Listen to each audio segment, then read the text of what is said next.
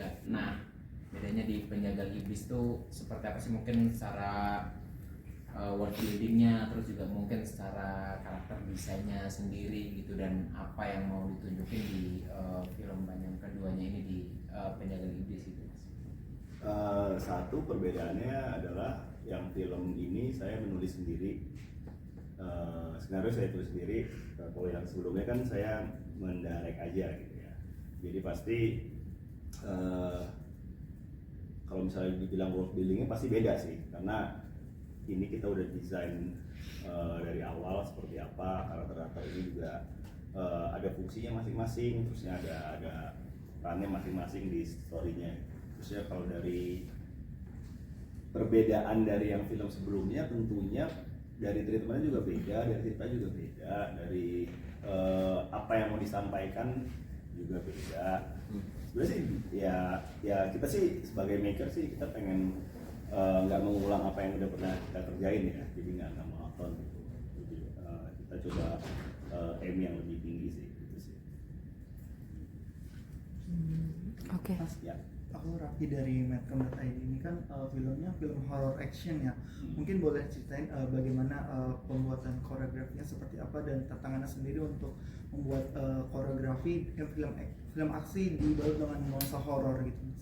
Kalau saya kebetulan kan dari series gitu ya, udah familiar sama film-film yang ada koreografi fighting ya. Mungkin pertanyaannya ke mereka sebenarnya. Bagaimana terlibat sama film yang ada koreografinya dan memerlukan challenge fisik yang lebih gitu sih sebenarnya. Mungkin boleh dari perspektif pemain seperti apa? Kalau aku mungkin since ini adalah film pertama dengan koreo yang kompleks dan panjang itu sequence-nya. Sebelumnya pernah, cuman biasanya yang simple-simple aja. More like persiapannya lebih banyak sih, lebih banyak persiapan fisik juga dan banyak yang harus disesuaikan. Contohnya misalkan kayak untuk menjalankan koreo sepanjang itu berarti fisiknya harus seperti ini. Dan contohnya waktu itu aku sebenarnya underweight, jadi aku harus menaikkan berat badanku untuk mencapai target yang sebenarnya untuk kebaikanku juga sih, biar kuat menjalankan koreonya. Cuman kalau urusan koreo, aku mempercayakan kepada Pak Tommy dan kakak-kakak pejuang stan, karena mereka yang menjaga stannya dan mereka juga cukup terbuka dengan kamu kayak nggak bisa melakukan ini sendiri, atau kayak kak boleh nggak ini, rasanya aku lebih nyaman seperti ini. Mereka juga selalu nanya duluan, malah bukan aku request. Jadi ini adalah film horror action yang safe gitu lah secara teknis syutingnya. Berarti persiapan untuk belajar koreo dan workshopnya itu dari kapan dan berapa lama? Total 3 bulan, ada 1 bulan full aku nge-gym untuk mengubah masa otot gitu, karena aku naikin berat badan. 2 bulan tuh full belajar koreo, nge-gymnya juga masih. Itu sih paling 3 bulan. Naikin berat badan berapa kak kalau boleh? 5 aja sih 5 sebenarnya, kilo. cuman kelihatan kayak kelihatan secara shape dan secara stamina-nya sih berasa banget, kayak ternyata itu penting gitu. Oke, Kaniken atau Kayu mungkin ada mau menambahkan Menambahkan. pengalaman selama syuting? Ya itu apa ya? Kalau kalian lebih ini dia kan nggak banyak drama. koreonya ya, dia lebih ke drama. Oke, mungkin Kaniken. Kaniken. Aku memang ada koreonya di sini, mungkin tidak sebanyak Satin, tapi memang menantang dan cukup tricky karena kalau Satin kan harus tadi naikin berat badan dan emang harus kelihatan kayak superhero gitu. Sementara karena emang betul dia jagoannya di sini. Tapi memang kalau untuk karakter aku sendiri, aku sebagai Pak Kunjara itu sebetulnya umurnya sudah ratusan tahun dan dia itu sebetulnya sakit. Jadi gimana caranya aku tetap latihan gym ada, pokoknya untuk endurance supaya kuat pas koreo dan kuat pas syuting juga, tapi tidak terlihat atletis. Itu triknya di situ, karena kita harus kuat padahal tapi harus kelihatan tuh kayak renta gitu. Itu yang agak Setiap karakter punya tantangannya masing-masing ya di film ini ya. Tadi kakak mau bertanya? Ya, mungkin untuk pemilihan cast-nya sendiri bagaimana gitu, kecocokan mereka dengan karakter masing-masing, apakah ada kaitannya gitu atau seperti apa mungkin Mas? Sebenarnya kan kalau saya gitu ya memilih cast gitu dalam sebuah film kan kita pengen menampilkan sisi lain dari apa yang mereka pernah lakukan sebelumnya gitu. Makanya kenapa pilih Maniken, pilih Satin sama Leo. Walaupun waktu itu Leo pernah berperan sebagai wartawan juga ya di sebuah film, tapi kita diskusi tuh akhirnya tuh ya, gimana supaya beda gitu, apa penyampaiannya, karakternya seperti apa gitu, bagaimana dia menyikapi sebuah masalah yang ada di depannya gitu. Itu sih yang akhirnya jadi ada ruang untuk develop lagi gitu si karakter ini gitu. Itu juga sama Satin, sebelumnya kan kita lihat dia di Virgo ya, yang anak band, yang remaja gitu. Gimana kita tampilin dia di film ini sebagai seorang yang badass lah, ini tidak kenal takut gitu. Gitu juga Maniken juga kayak gitu. Apa sih yang bisa kita buat beda dari peran-peran yang stereotype di film horor lain gitu. Nah, begitu juga filmnya gitu. Kita banyak diskusi dari looknya, dari ininya, dari cara pembawaannya gitu. Itu sih. Ya, silakan Kak. Mas Tommy, ini kan cerita original dari Mas Tommy sendiri. Apakah ada inspirasi dari cerita-cerita lain atau mungkin sempat disebut juga kan anime waktu itu ya Mas ya? Mungkin boleh lebih kasih tahu tentang inspirasi Mas Tommy untuk membuat film ini. Ya itu sih sebenarnya personal apa ya istilahnya, personal reference-nya saya gitu. Kebetulan saya suka nonton banyak film anime dan film-film yang style seperti itu gitu. Jadi pasti ada lah kayak ketika kita punya kesempatan untuk melakukan atau membuat sesuatu yang kita inginkan gitu ya, pasti ada lah influence yang masuk gitu.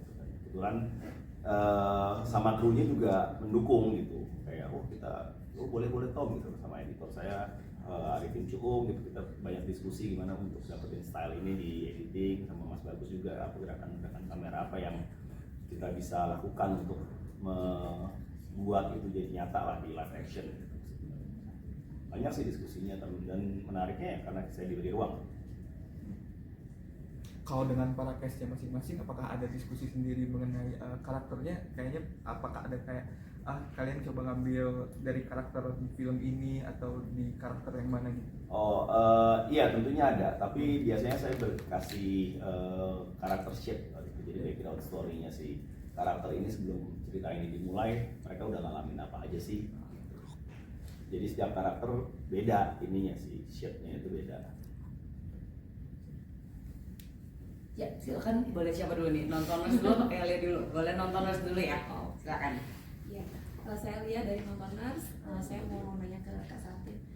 Sebelumnya saya melihat Kak Satin di film Ngepungan Duri. Di situ kan Kak Satin kan perannya masih remaja yang rebel, terus sekarang perannya tuh kayak superhero perempuan dewasa yang kayaknya karakternya lebih tough gitu ya. Dari situ tuh ada treatment khusus nggak sih untuk transisinya gitu. Terusnya ke Kak Iken, kayaknya kan jadi peran penjahat yang banyak baca-baca mantra ya, kayaknya mantranya serius gitu ya. Bercanda sih. Itu ada tantangan yang sendiri nggak sih untuk itu gitu. Terima kasih tanya sih Maria. Kalau di aku mungkin setiap film pastinya kalau karakternya berbeda pasti ada treatment yang berbeda juga. Tapi fun fact about this movie, actually Ningrum itu sebenarnya juga bukan orang dewasa, dia masih 19 tahun. Historinya goes way back, tapi dia itu 19 tahun secara look juga dia 19 tahun, secara badan dia 19 tahun. Kalau mungkin background story-nya mungkin Pak Tommy nanti yang bisa cerita, si Ningrum ini sebenarnya gimana. Kalau di film sebelumnya emang anak SMA aja, lebih ke ngobrol sih karena pasti masing-masing director punya visinya masing-masing, punya gambarannya, arah perannya mau kayak gimana gitu. Untungnya Pak Tommy ini juga jelas banget jelasinnya, ini adalah seorang wanita yang terpilih, dia jelasin semua detailsnya, ada karakter sheet-nya. Jadi sebenarnya untuk treatment tinggal mengikuti yang kita obrolin aja sih, karena persiapannya juga lumayan lama, jadi ngobrol juga lebih enak dan lebih nemu gitu loh sama karakternya. Kalau buat aku sebagai mantranya itu mantranya serius Mbak, bukan bercanda.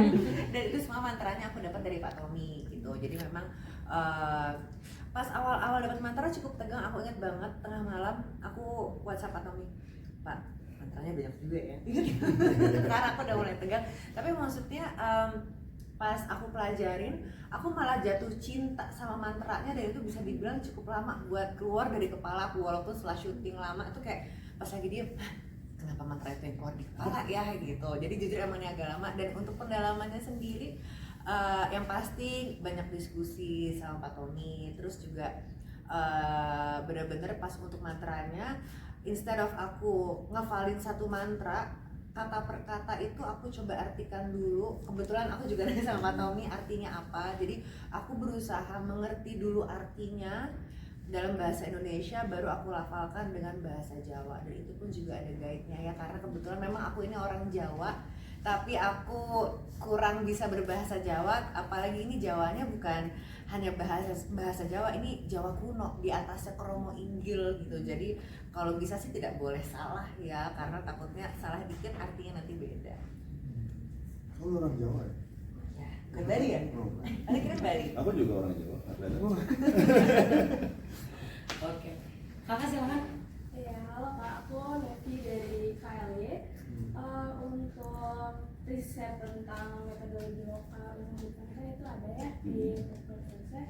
Terus bisa nggak sih di-share terkait pengalamannya riset itu seperti apa? Terus kalau boleh tahu kira-kira di mana risetnya?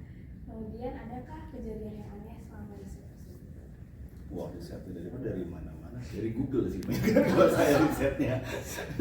Karena kan saya banyak baca. Bapak bertapa gitu loh maksudnya. Enggak sih, ya. Bertambah di ini ruang tengah ya.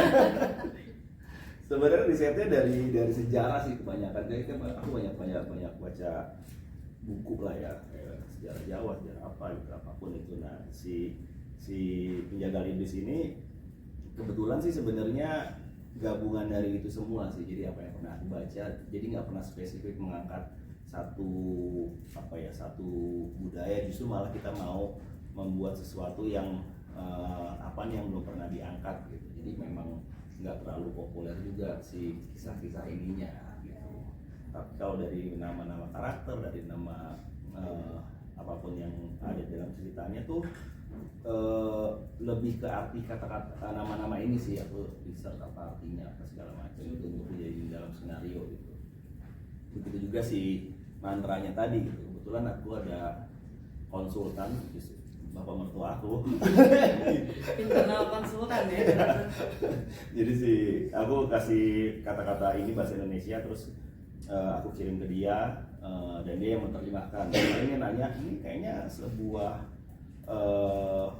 karakternya ngomongnya ke sesuatu yang jahat ya, apa berarti kata-katanya berarti beda dibanding kalau misalnya dia ngomong sama yang lebih tua tapi raja gitu.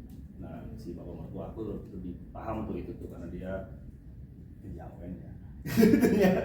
Kromo Injil gitu-gitu ya Pak ya? Apanya? Kromo Injil. Iya, itu bahasa kata-katanya kan spesifik tuh untuk niat baik, niat buruk tuh kan lumayan spesifik dia. Itu sih. Saya banyak dapat bantuan dari beliau.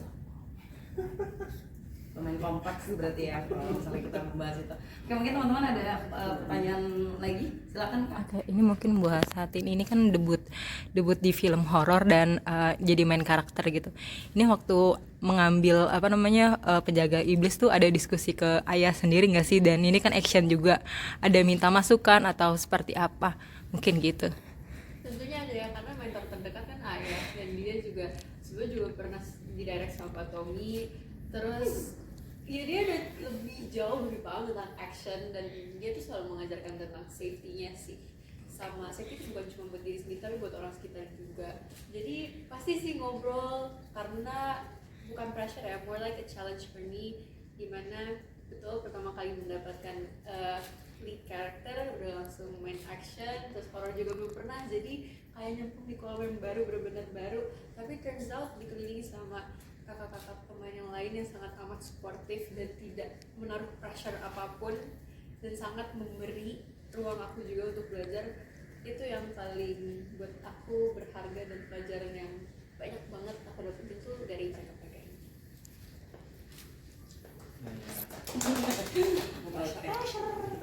Nanya ke Leo dong. Siap.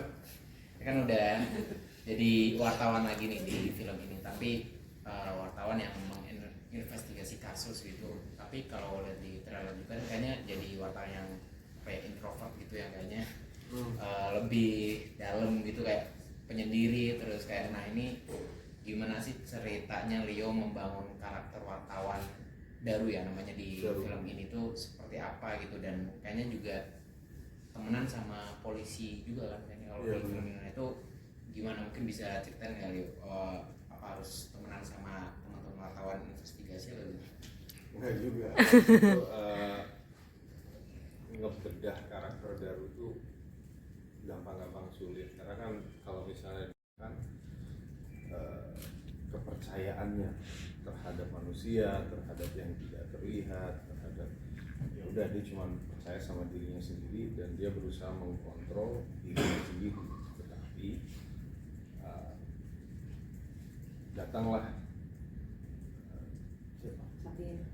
Ningrum yang tiba-tiba dia membuat Daru question semuanya. Pergumulan itu yang dijadiin bekal untuk pengembangan karakternya, dan itu juga yang apa yang gue rasa semua orang udah pernah melewati, apalagi di usia 21 ke atas ya, yang mempertanyakan buat apa sih kita buat baik, buat apa sih kita buat jahat, buat apa. Emang ada yang ngitungin kita berbuat baik, kita berbuat jahat, ada beneran ada apa enggak?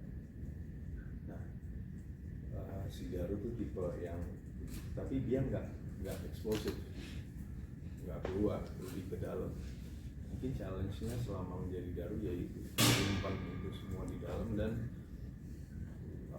the explosion of apa ya, pertanyaan-pertanyaan yang seharusnya dia luapin, dia pendem, dan semuanya di dalam sini, ya itu yang menjadi challenge buat gue kali. Agak confused ya. Bendungan sore. Pokoknya kalau sama gue anti klimaks.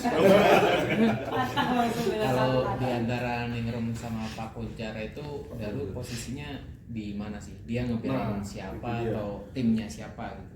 Nah, Pak Kunchara sama Ningrum itu di mata Daru dia sebenarnya juga bukan hero.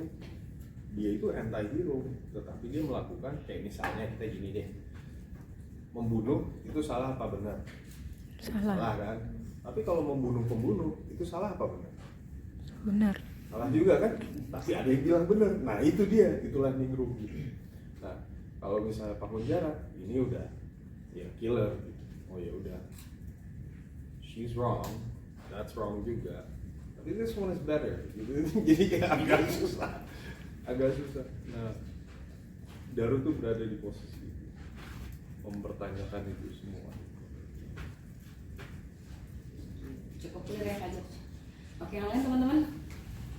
Mungkin dari KLN, Nontoners, Cinemax ada pertanyaan lagi? Tempo, Netcom, cukup? Mungkin kan Niken gitu ada kesulitan nggak sih Depan banget lagi.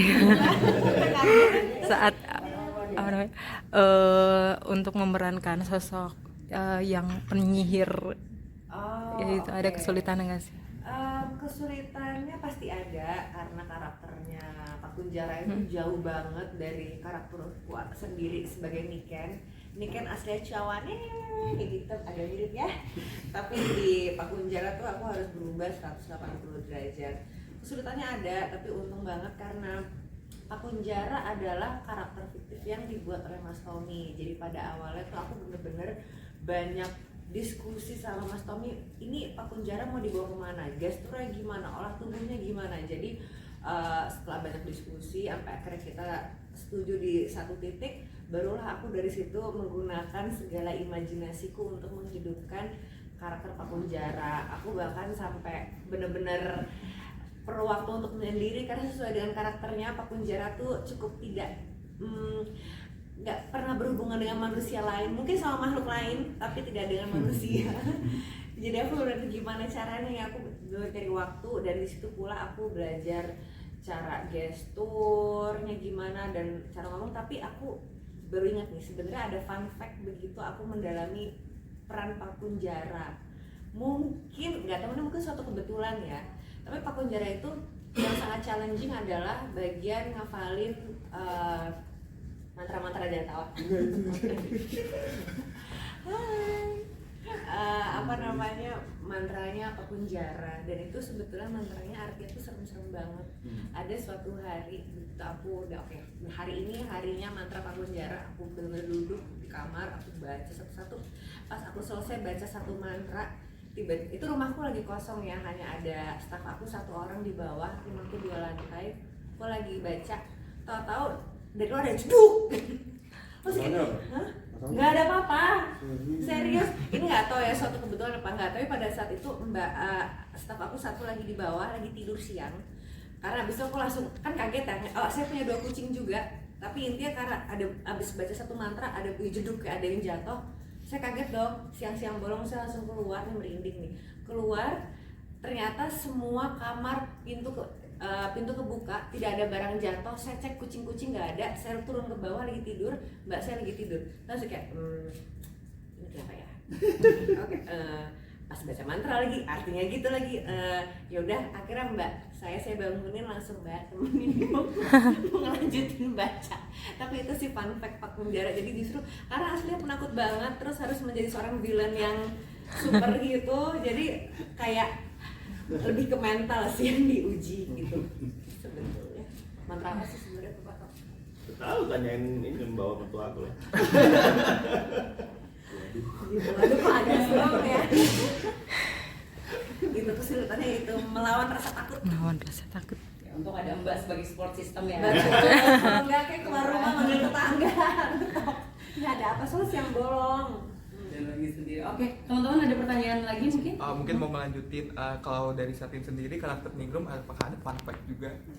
Fun fact tentang Ningrum mungkin lebih ke, ini fun fact ya sih, kalau almost all the stunts I did myself.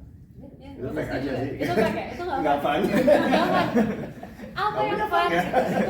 Kayaknya fun sih, tapi lumayan berasa aja. Tapi itu paling sama. Oh ini kemarin saya baru ingat kalau kuda-kuda Ningrum itu sebenarnya nggak persis sama apa yang belajar koreo. Saya kayaknya waktu take kayak somehow itu kayak salah. Tapi ternyata bapak malah maunya gitu. Jadi saya kayak oh ya udah. Terus saya juga baru bilang sih sebenarnya kayak pak itu sebenarnya salah. Yang tadi aja. Tapi kayak seingat aku yang diajarin sama kakak koreo itu beda gitu. Tapi kan kita harus menyesuaikan sama si senjatanya itu karena dia matanya ada 2 kan. Gimana caranya dia madep ke depan yang mata yang lebih panjang. Cuma waktu itu kayaknya kebalik, sehingga saya kayak oh ini kebalik. Tapi udah take, jadi saya lakukan aja. Ternyata waktu lihat apa ini aja deh. Kayaknya ini lebih bagus gitu. Iya, karena kan kita lihat yang mana lebih bagus di screen ya. Pasti ada adjustment. Itu fun fact Kak. Itu fun. Ada lagi? Cukup?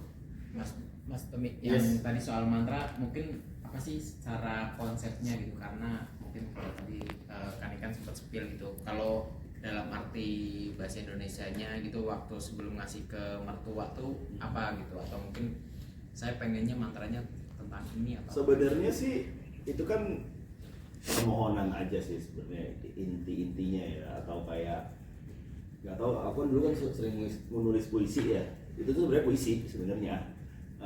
Arti kata bahasa Indonesianya gitu sama mertua aku diterjemahin ya dengan bahasa Jawa, tapi somehow dia menangkap kalau ini bukan orang baik-baik ya yang ngomong gitu.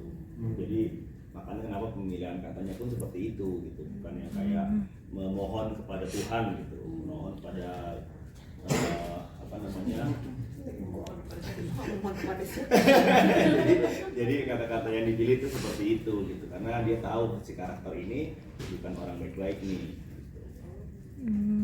Tapi karakter Pak Kunjara pun menarik, kalau misalnya tadi Leo bilang dia di tengah-tengah dengan apa namanya dilemanya tentang kepercayaan gitu, mana yang baik mana yang jahat. Pak Kunjara tuh merasa dirinya baik karena dia punya misi tertentu gitu. Jadi dia sama Ningrum tuh cuma bersinggungan kepentingan aja gitu, which is makes a good film sebenarnya. Gak ada yang bela saya seperti ini. Kompleks kalau kita bahas soal mantra ya, cuman kebetulan agak sulit kalau menghadirkan mertuanya Pak sumber. Jadi kita sekarang bersama dengan filmmaker dan pemainnya aja. Mungkin teman-teman ada lagi, kita masih punya waktu sedikit lagi, aman? Mungkin aku Iya, lepasin aja Kak.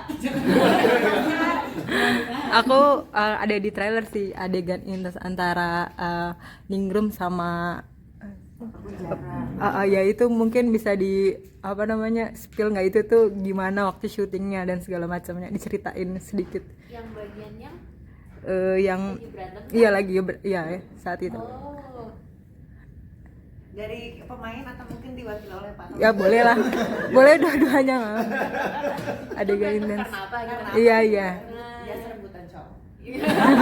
Bohong, saya bercanda teman-teman. Itu salah satu Iya, itu salah satu adegan klimaksnya sebenarnya. Iya. Oh, oke. Mereka akhirnya kalau ditanya kenapa ntar tahu, jadi nanti aja. Jadi itu salah satu scene penting. Iya. Sangat penting. Sangat. Salah satu scene berat dalam Scene film. berat ya. Betul. Oke, itu dia tadi yang membutuhkan latihan ekstra ya. Dari Wah, pokoknya Satin keren banget ya di sini. Oke. Di mana hari ya syutingnya itu?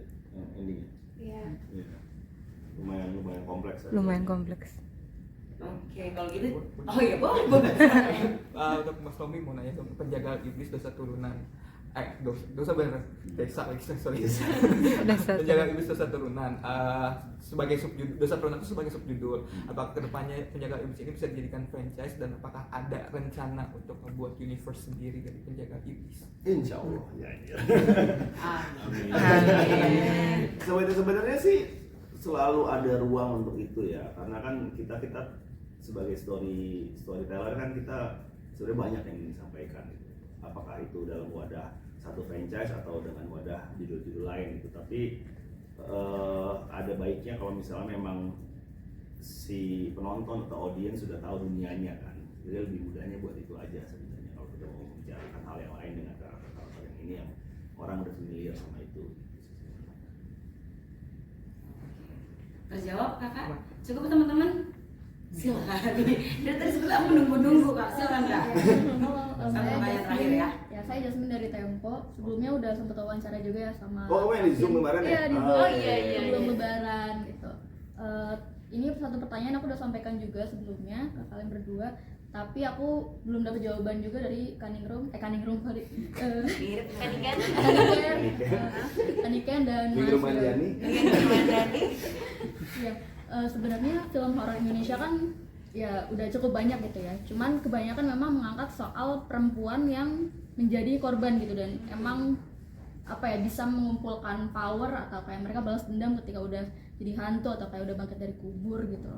Dan itu kan salah satu genre horor yang menurut aku udah sangat mainstream gitu. Sedangkan di sini di film Jagal Iblis ini justru perempuan itu jadi sosok hero gitu kan. Nah, menurut kalian berdua apa sih tanggapannya soal film horor?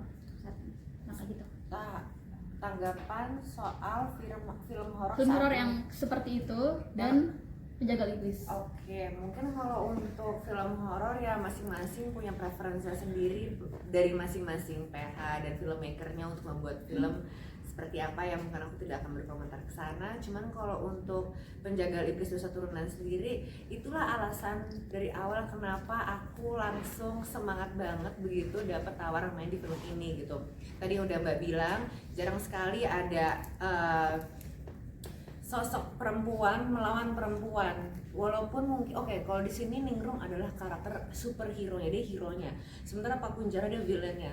Tapi kalau aku melihat dari perspektifku, dua-duanya ini benar-benar jagoan. Yang satu putih, yang satu hitam, tapi dua-duanya apa? Dua-duanya sama-sama gigih dan pantang menyerah dalam mengejar misinya, unstoppable, dan itu membuat film ini semakin exciting gitu loh. Jadi bisa dibilang ini kayak woman empowerment itu sih. Jadi begitu aku baca keren banget, aku suka dan itu. Oke, kalau Apa tuh? Kali ya. Pertanyaannya sama. Pertanyaannya sama tentang film yang Jadi kalau horor Indonesia kan selama ini menggambarkan perempuan itu sebagai korban yang kayak baru bisa punya power setelah jadi hantu atau bangkit dari kubur gitu. Nah, tapi di film ini kan beda gitu konsepnya. ya mungkin karena film ini tuh udah nggak ada lagi perbedaan di antara perempuan laki-laki, tapi ini generalized aja. This is the good, this is the bad. Let's see who wins. Nah, satu itu. Tapi karakter-karakternya masing-masing itu emang dibuild untuk jadi kayak semacam apa ya, kayak komik superhero yang action, dan itu terobosan baru sih. Karena kan selama ini kan horor, setan, what do you do? Gitu kan. Sering baca ya. Udah tahu gitu, oh jalannya ini setan, selep gitu. Selep. Nah, itu yang bikin beda. Bisa jadi kayak apa ya, Konstantin gitu. You never know gitu. Kalau kedepannya bisa jadi apa, superhero sendiri kayak Marvel Universe tapi versi Indonesianya, dan karena kan it's all about ngawinin sekarang horor dengan komedi. Jadi apa horor dengan, karena ya mau gimana pun juga Indonesia itu akan selalu suka akan horor. It's who we are. Gitu. Terjawab Kak? Terjawab ya akhirnya. Oke, mungkin teman-teman di sini masih ada pertanyaan yang mungkin seperti kakaknya tadi kayak merasa belum terjawab gitu. Walaupun udah ditanya sebelumnya. Ada yang mau bertanya lagi teman-teman? Kita masih ada waktu ternyata. Boleh. Mumpung hari ini kita bertemu dengan filmmaker dan juga cast dari Penjagal Iblis Dosa Turunan. Aman? Aman sih. Cukup? Atau kita mau lanjut, ada pertanyaan lagi? Cukup? Aman. Oke, kalau gitu terima kasih teman-teman.